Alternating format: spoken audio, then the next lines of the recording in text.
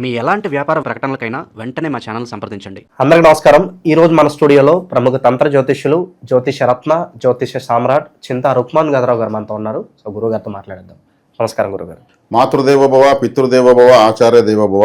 ఓం నమో మాందేశ్వరాయ నమః. గురుగారు, సంతానం కోసం నేటి తరం వాళ్ళు చాలా వరకు కూడా ఐవీఎఫ్ కావచ్చు, సరోగసి కావచ్చు, ఇలాంటి పద్ధతులను ఆచరిస్తున్నారు.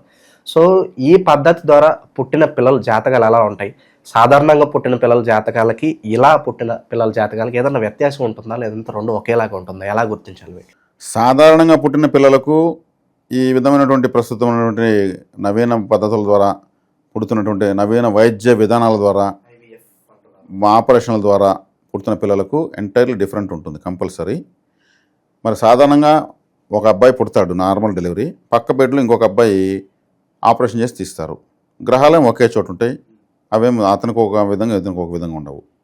మరి జాతకాలు ఎలా మారిపోతాయంటే వాళ్ళ యొక్క రెసిస్టెన్స్ పవర్లోనే తేడా వచ్చేస్తుంది పూర్తిగా. ఇతను సాధారణంగా పుట్టిన అబ్బాయి ఎటువంటి అనారోగ్యాలు వచ్చినా ఏమొచ్చినా తట్టుకొని నిలబడగలుగుతాడు. వాళ్ళు చిన్న పడిశానికి కింద పడిపోతారు, తట్టుకోలేరు. ప్రకృతి వైపరీత్యాలకు కావచ్చు, ప్రకృతిలో కలిగిన మార్పులకు కావచ్చు, వాతావరణ పరిస్థితులు కావచ్చు. సో న్యాచురల్ డెలివరీకి అన్యాచురల్కి ఇంత తేడా ఉంది. తర్వాత ఈ న్యాచురల్ డెలివరీ అయిన వాళ్ళకు, తల్లికి అలా డెలివరీ అయిన తర్వాత ఆమెకు బేబీకి ఫీడింగ్ పాలు ఎక్కువ రోజులు ఇవ్వగలుగుతుంది. ఆ శక్తి, శారీరకంగా ఆ ప్రాపర్టీస్ ఉంటాయి ఆమెకు. ఈ నార్మల్ ఈ ఆపరేషన్ చేయడము, వ్యతిరేక విధానాల ద్వారా పిల్లలు తీసేయడంతో ఆ బాడీలో ఆ రెసిస్టెన్స్ పవర్ పోతుంది తల్లికి. వాళ్ళు అందుకే తల్లికి పాలు చాలలేదు, బిడ్డకు చాలలేదు, తల్లి దగ్గర పాలు లేవంటే రకరకాల కార్పొరేట్ కంపెనీ ఉత్పత్తులు తీసి పాలల్లో మిక్స్ చేసి డబ్బాలు నోట్లో పెడుతుంటారు. ప్రాచీన కాలంలో 10 మంది 12 మందిని పిల్లలను కన్నటువంటి తల్లులు ఉన్నారు.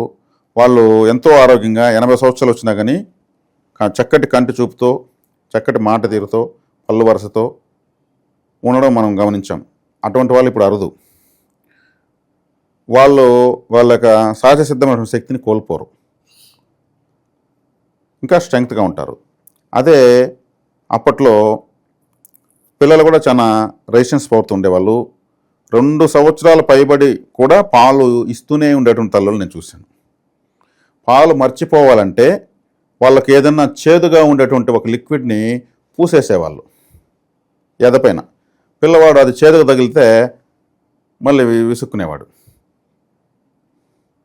అలా చూసి వారం రోజులకి వాడు పాలు పోతే చేదుగా ఉంటాయి పాలు అని తల్లి దగ్గర పాలు తాగేవాడు కాదు. అలా మరిపించేదానికోసము వేప నూనె లాంటివి పూసేవాళ్ళు.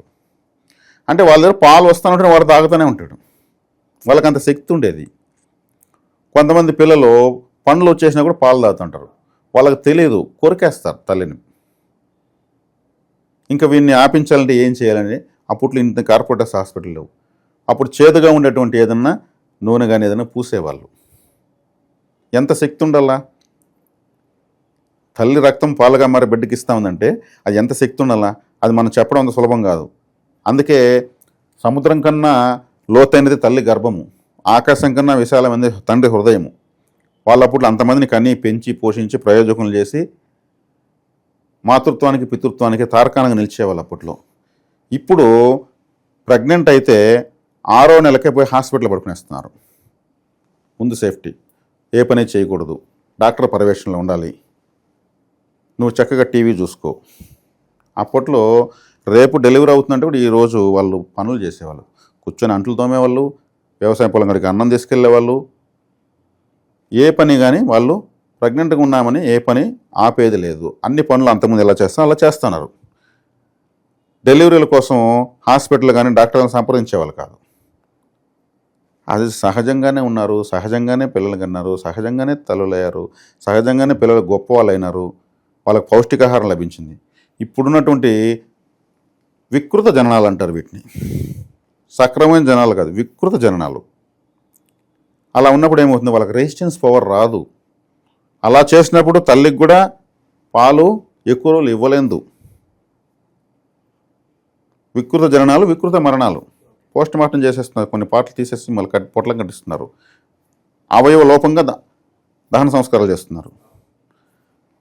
వ్యతిరేక విధానంలో డెలివరీలు చేస్తున్నారు.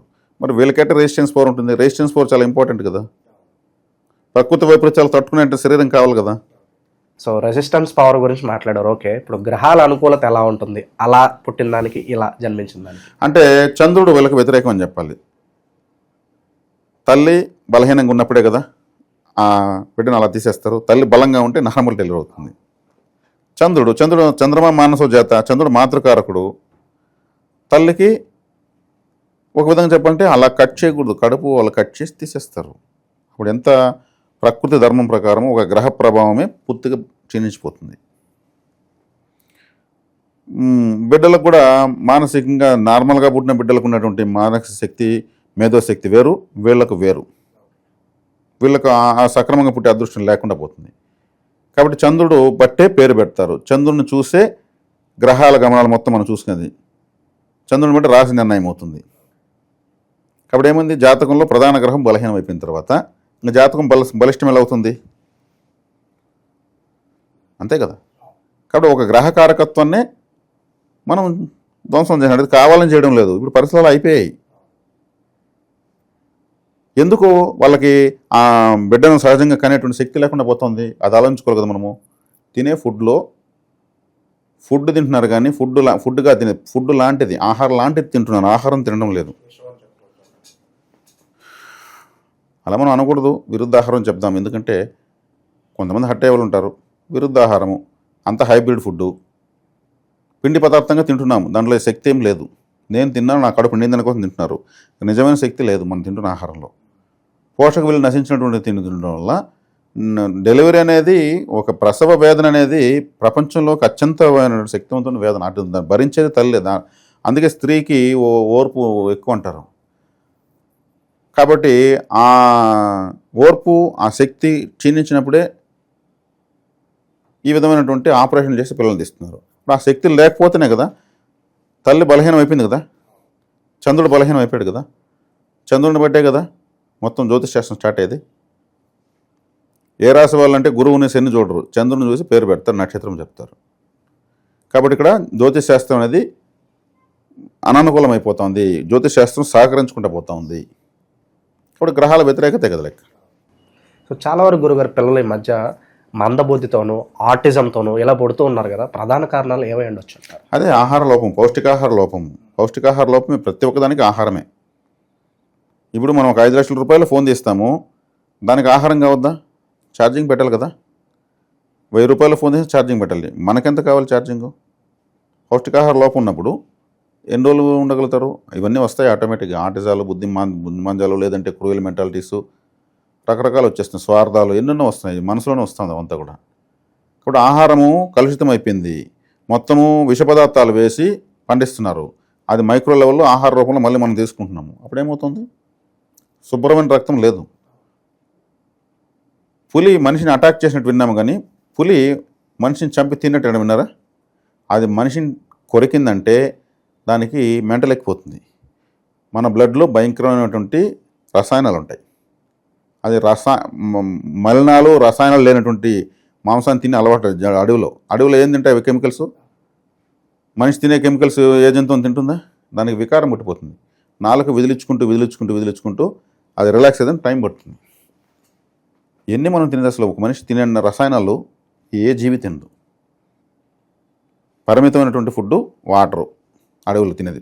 ఏమాత్రం కెమికల్ లేని ఫుడ్డే, 1% కెమికల్ లేని ఫుడ్ తిన్న. అటువంటి మాంసాన్ని తింటున్న పులి ఒకసారి మనిషిని అటాక్ చేస్తే ఈ బ్లడ్ నా జన్మ తగలబడనో, నేను ఎందుకు వీని టచ్ చేసిన అనిపిస్తుందని పాపం. నిలువెత్తు పాయిజన్ అంటారు మనిషిని.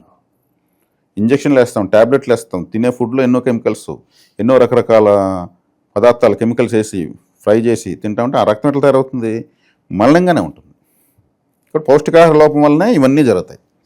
కాబట్టి ఉన్నంతలో ఐడియల్ ఫుడ్ తినాలి.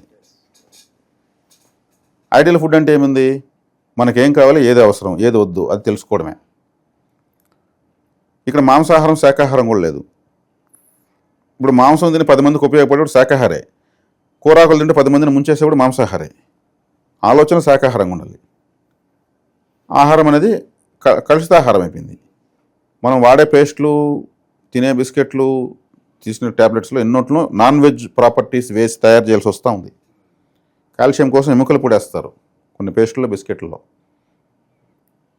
కొన్ని ట్యాబ్లెట్స్లో బ్లడ్ పెట్టడానికి కోసం కొన్ని రకాల నాన్ వెజ్ ప్రాపర్టీస్ వేస్తారు. అవన్నీ మనము ఆ సైంటిఫిక్ కోడ్స్ కొట్టి గూగుల్ సెర్చ్ చేస్తే ఇది సో జంతువు యొక్క ఇంగ్రీడియంట్ రకరకాలుగా వస్తాయండి. అది సెర్చింగ్ చేస్తే తెలుస్తుంది. ఆ ఓపిక ఎవరికి ఉండదు, తీసుకునేస్తారు. కాబట్టి మనకు పౌష్టికాహార లోపం అడుగడమే జరుగుతుంది. ఓకే, చాలా మంచి విశ్లేషణ అందించారు గురుగారు. ఎంతో మందికి ఇలా ఉపయోగపడుతుంది. ధన్యవాదాలు గురుగారు. ధన్యవాదాలు.